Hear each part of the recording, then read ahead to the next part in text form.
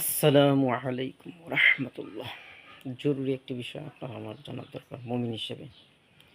রাসূল করিম সাল্লাল্লাহু আলাইহি ওয়াসাল্লাম সুনানে আবু দাউদের ৩৯৮৯ নম্বর হাদিসে ফরমান, ইবনে উমর রাদিয়াল্লাহু তাআলা থেকে বর্ণিত, তিনি বলেন, রাসূল করিম সাল্লাল্লাহু আলাইহি ওয়াসাল্লাম ইরশাদ করেন, মান তাশাব্বা বিকাউমিন ফাহুয়া মিনহুম, যে যে জাতির সাথে সামঞ্জস্য রাখবে, কালচার, ব্যবহারে, চলাফেরা অনুসরণ, পোশাকে অনুসরণ, কথাবার্তা অনুসরণ, এই যে জার্সিগুলোর অনুসরণ, খেলাধুলা অনুসরণ, আল্লাহ নবী বলেন সে তাদের অন্তর্ভুক্ত হয়ে যাবে। ফাহুয়া মিন হুম, অন্তর্ভুক্ত হয়ে যাবে। নওয়াজবিল্লাহ।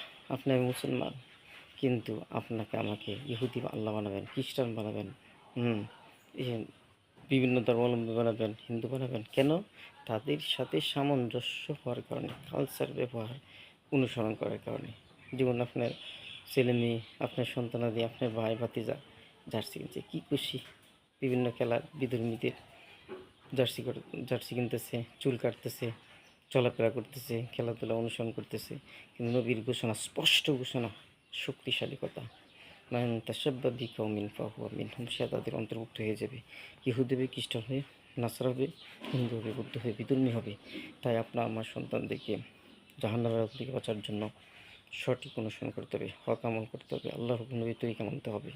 রাসূল করিম সাল্লাল্লাহু আলাইহি ওয়াসাল্লাম অনুসরণ করা আবশ্যক। মাইয়ুতির রাসূল ফাকাদ আতাল্লাহ, যে ব্যক্তি নবীর অনুসরণ করে সে আল্লাহ তাআলারই আনুগত্য করল। আল্লাহ তাআলার ঘোষণা, সূরা মাইদার ৫১ নম্বর আয়াতে, ইয়া আইয়ুহাল্লাযীনা আমানু লা তাত্তাখিযুল ইয়াহুদা ওয়ান নাসারা আউলিয়া, ইহুদি খ্রিস্টানদের, হে মুমিনরা, বিশ্বাসীরা ইহুদি খ্রিস্টানদের অনুসরণ করবে, বন্ধুরূপে গ্রহণ করবে না, আল্লাহর ঘোষণা। তাই আসুন সঠিক আমল করব, সহি আমল করব। আল্লাহ আপনাকে আমাকে তৌফিক দান করুক।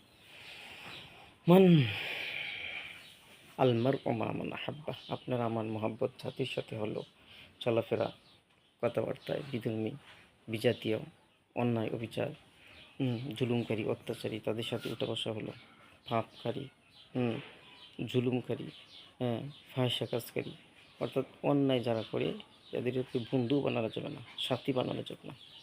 তাই আসুন সঠিক আমল করবো ইনশাআল্লাহ। খেলাধুলা বর্জন করে কালিমার পতাকা পতপত করে উড়াবো।